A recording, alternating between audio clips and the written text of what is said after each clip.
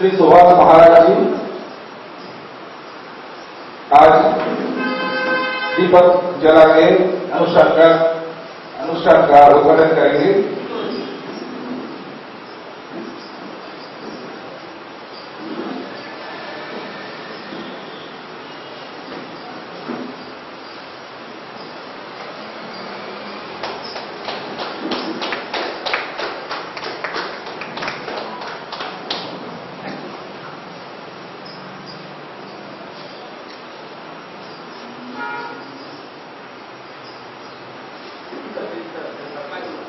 मैं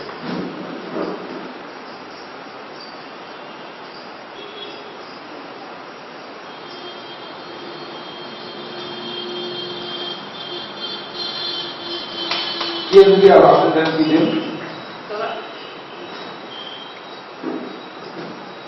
हमारे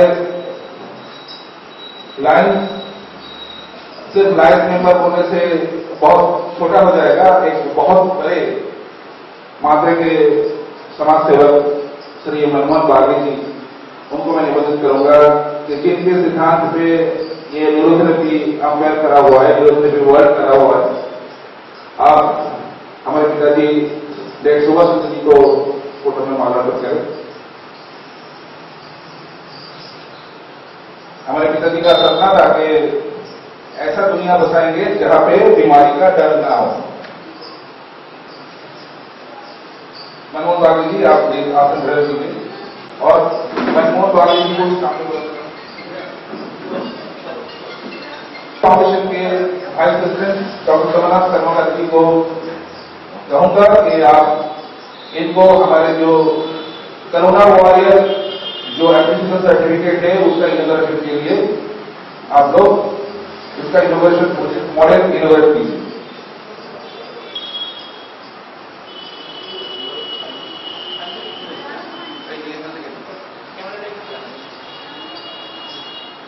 साथियों के साथ इसका स्वागत करेंगे। अरे सब मोबाइल नहीं, तालियां दी हुई। आप लोगों को पता नहीं है कि इसर फाउंडेशन और इसर न्यूरोथेरेपी पूरे विश्व में कोरोना वॉरियर के लिए ग्रांट किए गए हैं।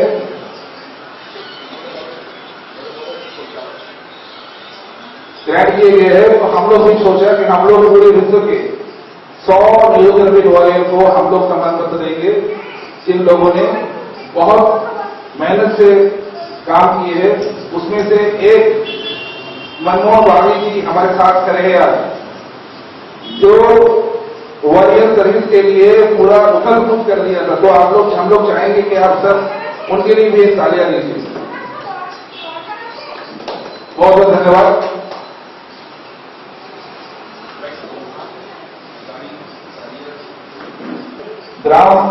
ग्रामांचल के को रिक्वेस्ट करूंगा, आप प्लीज खड़े होकर उसको थोड़ा इनोवेट कर लीजिए। कर्मकाजी उल्टा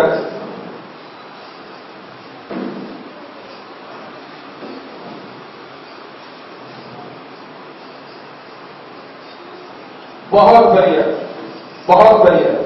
आप लोग बिल्कुल टेंशन ना ले, पूरा सैनिटाइज किया हुआ है।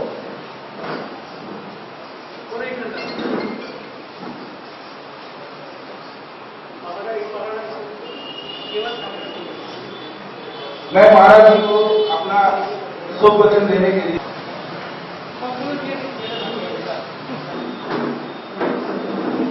प्रेम मुस्लिम आचार्य रूपम कनवम नमामि जराक्षरम परिभ्रष्टम मात्रायण सर्ववे पूर्णम सर्वभूत सर्वम तत्सर्वं।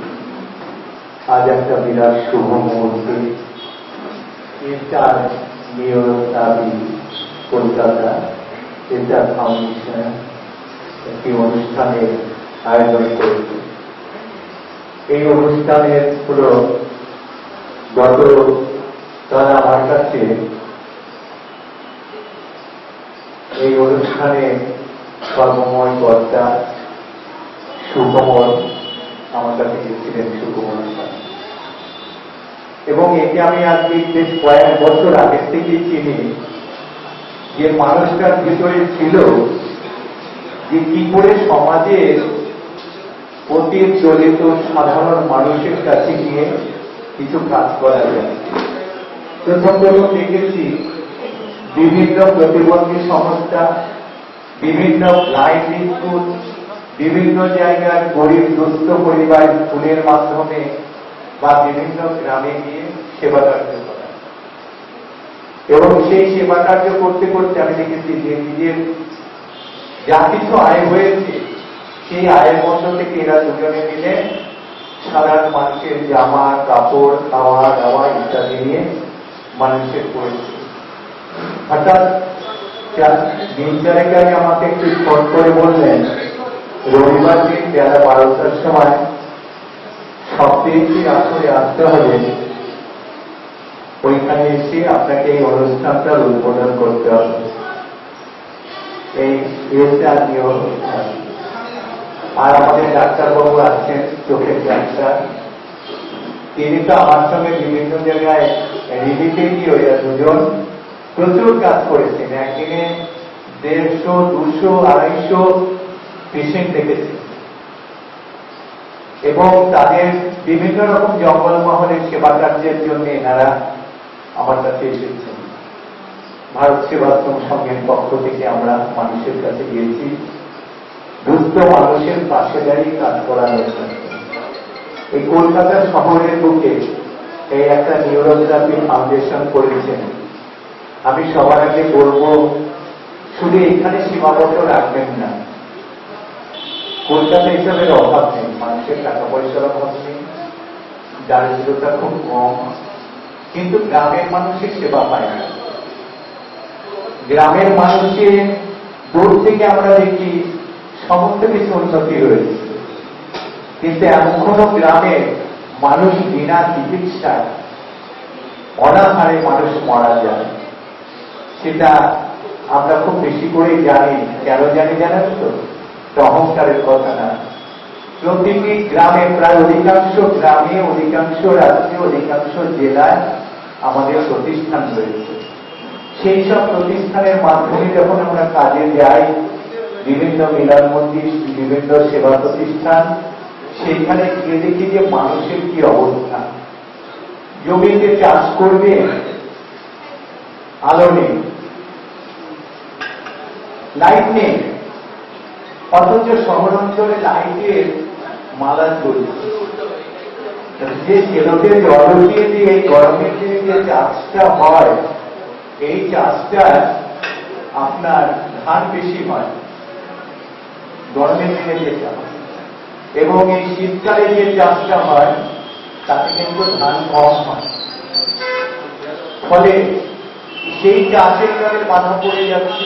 আর আপনারা জানেন যে আলু যখন ওঠে 1 টাকা কিলো, গরিব চাষিরা আলু নিয়ে মাথায় কাঁদে, মাথায় হাত দিয়ে তারা কাঁদে যে এত কঠোর পরিশ্রম করে রোদে বৃষ্টিতে জলে যে চাষ করা হয়েছে, সেই চাষের পরে তারা ঠিক মতন অর্থ পাচ্ছে না।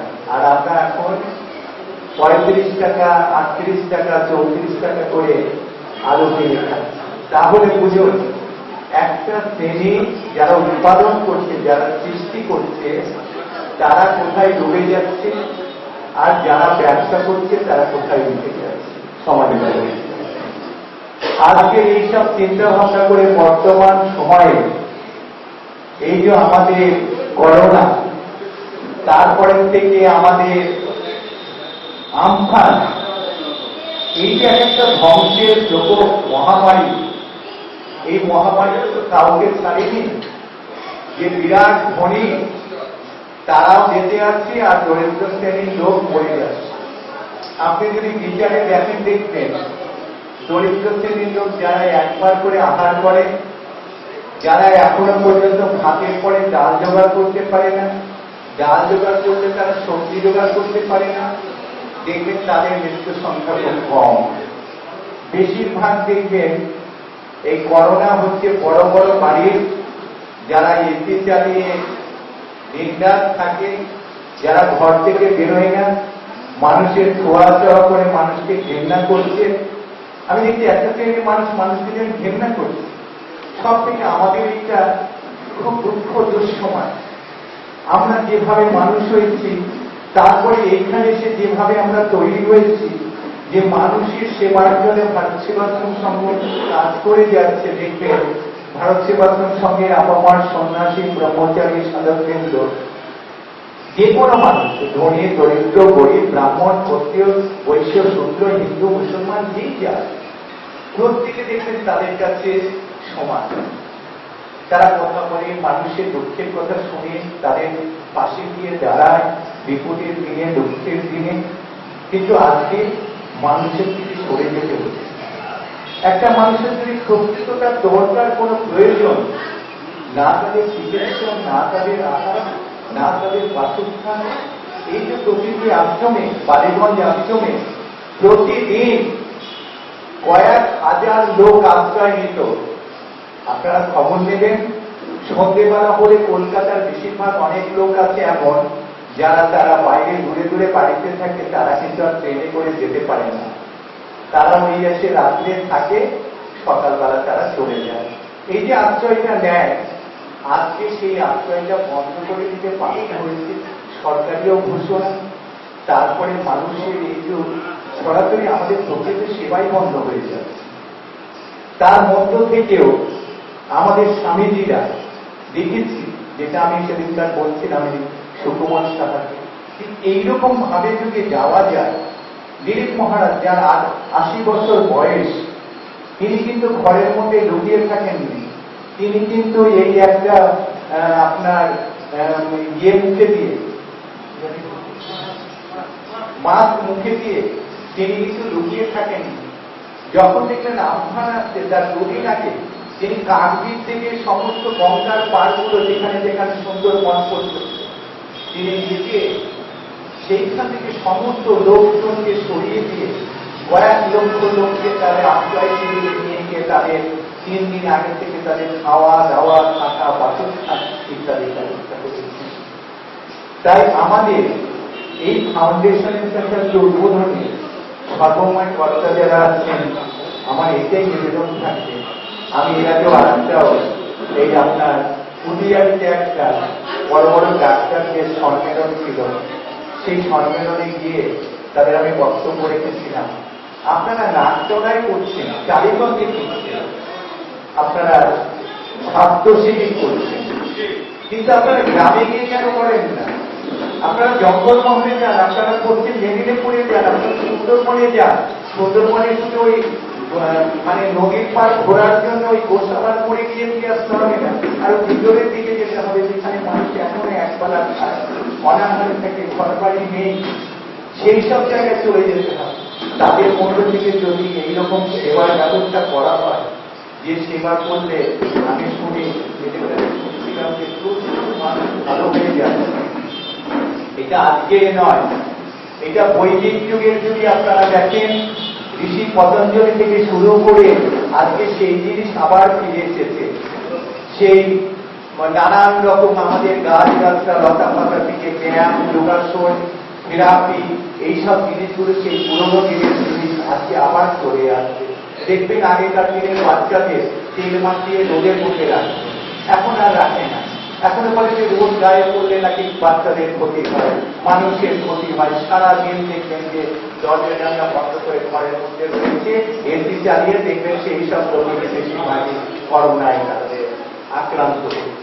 আর যারা ভর্তি অঞ্চলে রয়েছে, আমি প্রথমে ভেবেছিলাম যে বস্তিগুলো আর থাকবে না করোনা, কিন্তু আজকে সুখের বিষয় যে সেই ভর্তির মধ্যে করোনা কিন্তু খুব কম হচ্ছে।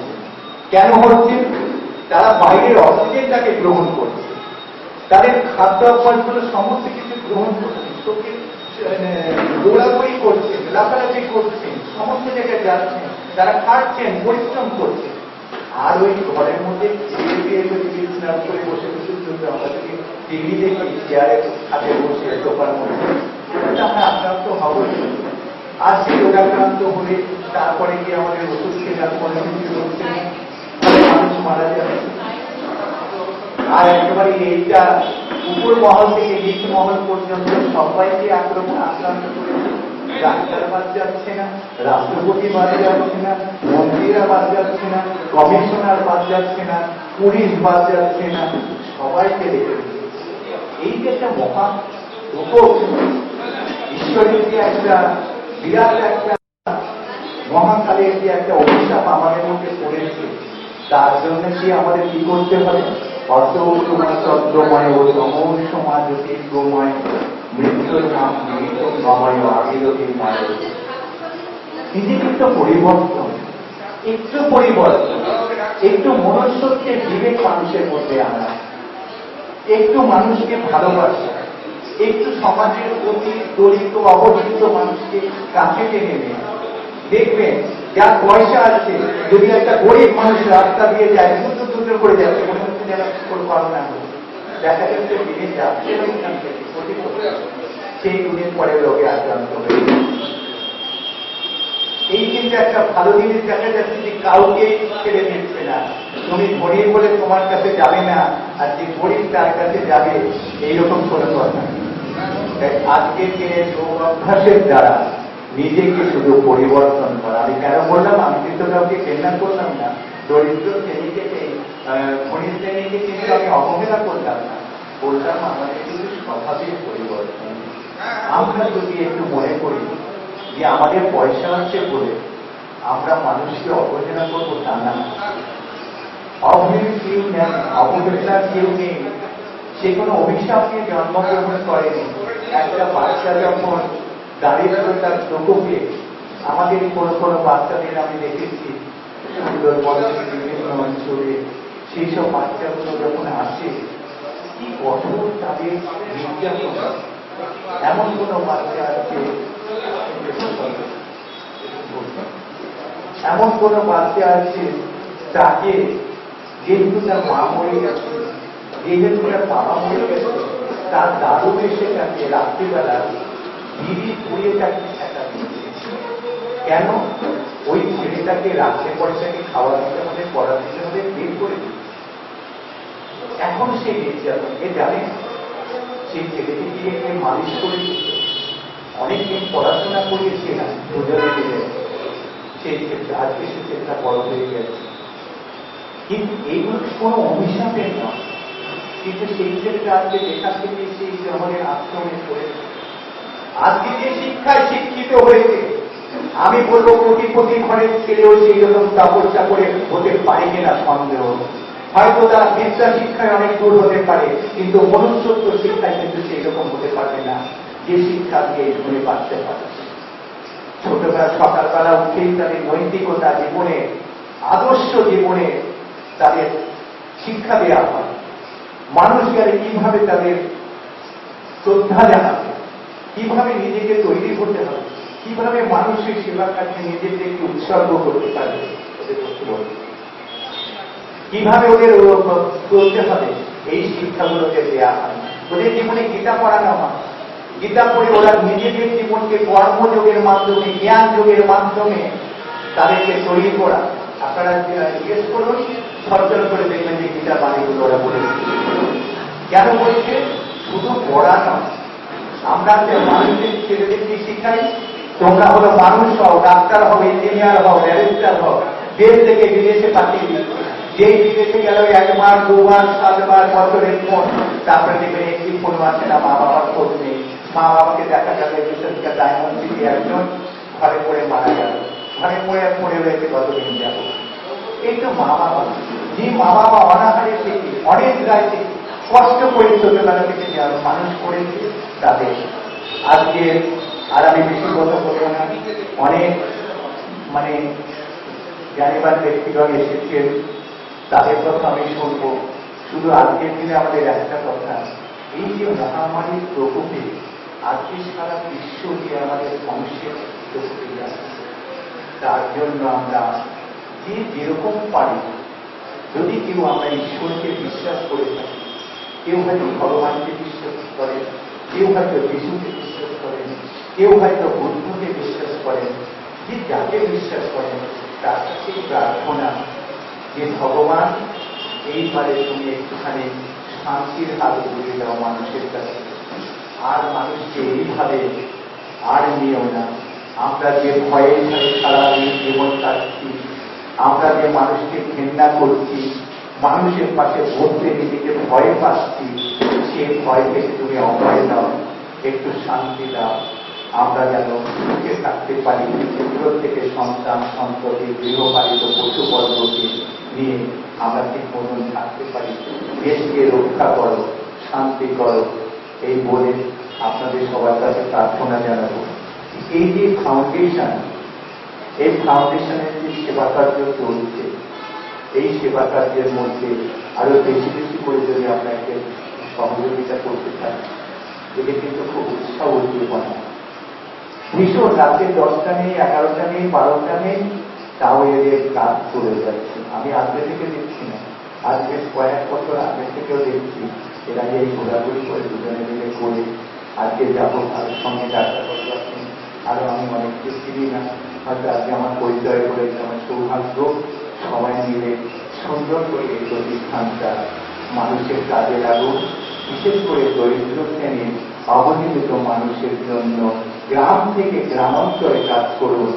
যদি মনে করেন কোনো প্রয়োজনে কোনো জায়গায় আপনাদের কোনো অসুবিধা হচ্ছে, আমার যদি কোনো সুবিধা থেকে বলবেন, ভারত সেবাশ্রম সংঘের পক্ষ থেকে আমি আপনাদের পাশে গিয়ে দাঁড়াবো। এই বলে সবাইকে শুভেচ্ছা জানিয়ে ভগবানের কাছে আপনাদের মঙ্গল প্রার্থনা করে আমার বক্তব্য শেষ করছি।